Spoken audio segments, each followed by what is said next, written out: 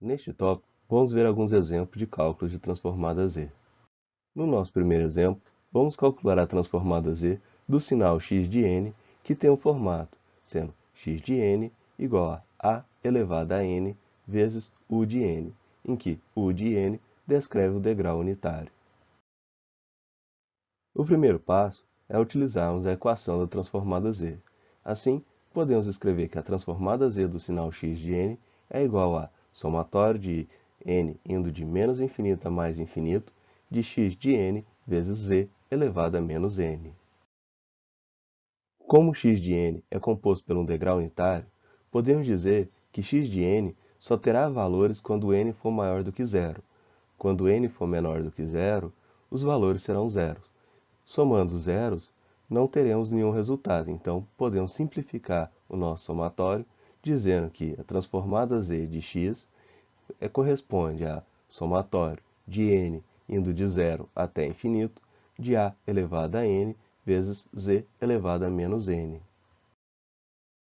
Dessa forma, a transformada z de x se converge no somatório de n indo de zero até infinito de a parênteses a sobre z, fecha parênteses, elevado a n.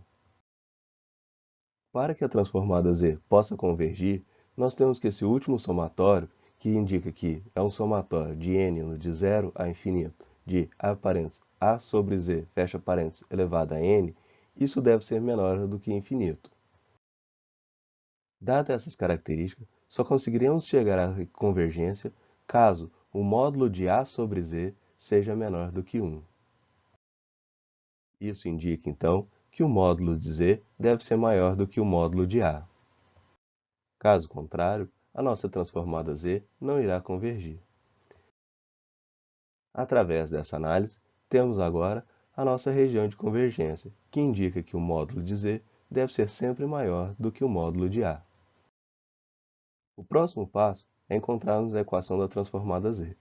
Podemos fazer isso utilizando a última simplificação que fizemos da equação da transformada z para o nosso sinal x de n. Conforme as nossas simplificações, a transformada z de x de n é um somatório de n indo de zero até infinito de a parênteses a sobre z, fecha parênteses, elevado a n. Utilizando as técnicas de somatórios de séries infinitas, podemos descrever que esse último somatório terá como resultado 1 sobre a parênteses 1 menos a sobre ez, fecha parênteses.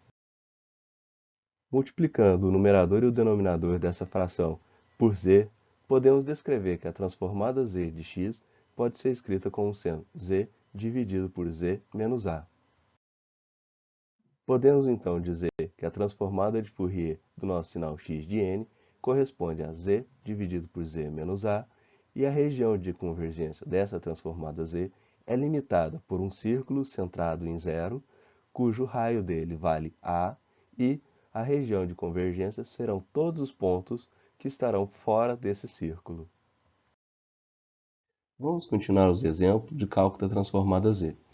No nosso segundo exemplo, vamos calcular a transformada z do sinal x de n, que é igual a menos a elevado a n vezes u de menos n menos 1, onde u descreve a função degrau unitário.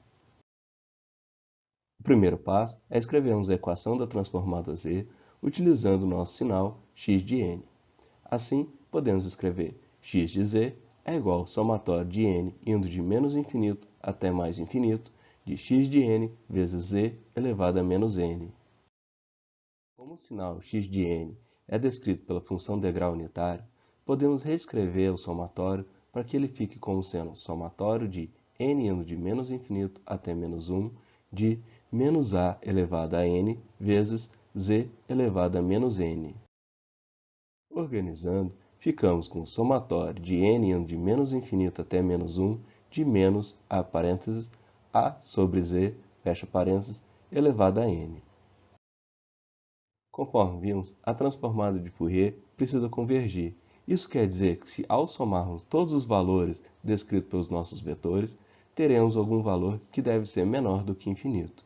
Podemos dizer então que o somatório de n indo de menos infinito até menos 1 de menos a parênteses a sobre z, fecha parênteses, elevado a n, isso deve ser menor do que infinito. Utilizando técnicas de análise somatória de séries infinitas, podemos escrever que o somatório de n indo de menos infinito até menos 1 de menos a parênteses a sobre z, fecha parênteses, elevado a n, é igual ao somatório de n indo de 1 até mais infinito de menos a parênteses z sobre a, fecha parênteses, elevado a n, e isso, para convergir, deverá ser menor do que infinito. Para que esse somatório converja, ou seja menor do que infinito, nós precisamos, então, que o módulo de z sobre a deve ser menor do que 1. Consequentemente, podemos dizer que o módulo de z deve ser menor do que o módulo de a. Isso irá nos definir a nossa região de convergência para a transformada z do sinal x de n que estamos calculando. Vamos agora encontrar a equação que define a transformada z do sinal x de n. Conforme vimos no passo anterior, podemos reescrever a transformada z desse sinal x de n como sendo o somatório de n indo de 1 até infinito de menos a parênteses z sobre a, fecha parênteses, elevado a n. Utilizando as técnicas de somatório de séries infinitas, podemos descrever esse somatório como sendo menos 1 sobre a parênteses 1 menos z sobre a, fecha parênteses, mais 1. Realizando a soma dessas frações e reorganizando, podemos descrever a equação da transformada z do sinal x de n como sendo z dividido por z menos a. Observando a equação da transformada z, podemos dizer então que A é um dos polos do nosso sistema. Dessa forma, a região de convergência pode ser descrita como sendo um círculo passando por A. Como a nossa análise indica que o módulo de Z deve ser menor do que o módulo de A, então a região de convergência será a parte interna desse círculo. Vamos agora comparar os resultados que obtivemos tanto no exemplo 1 quanto no exemplo 2. Aqui está as equações que obtivemos ao calcularmos a transformada z do sinal x de n, tanto para o exemplo 1 quanto para o exemplo 2. Reparem que é a mesma equação, tanto para o exemplo 1 quanto para o exemplo 2. À primeira vista, podemos dizer então que tanto para o exemplo 1 quanto para o exemplo 2 obtivemos a mesma transformada z. Entretanto, essa afirmação não é verdadeira. Isso porque a transformada z vem em duas partes. Ela depende da equação, que está apresentada aqui, e nesse caso as equações são iguais, mas a transformada z também precisa da sua região de convergência. Então, vamos analisar a região de convergência para o exemplo 1 e para o exemplo 2. Aqui está apresentado a região de convergência tanto para o exemplo 1 quanto para o exemplo 2. Conforme podemos ver, as regiões de convergência são diferentes. Isso quer dizer, então, que o sinal usado no exemplo 1 não é o mesmo sinal utilizado no exemplo 2. Vejam que, apesar das transformadas z do exemplo 1 e do exemplo 2 apresentarem a mesma equação, não temos a mesma resposta, pois a região de convergência é diferente.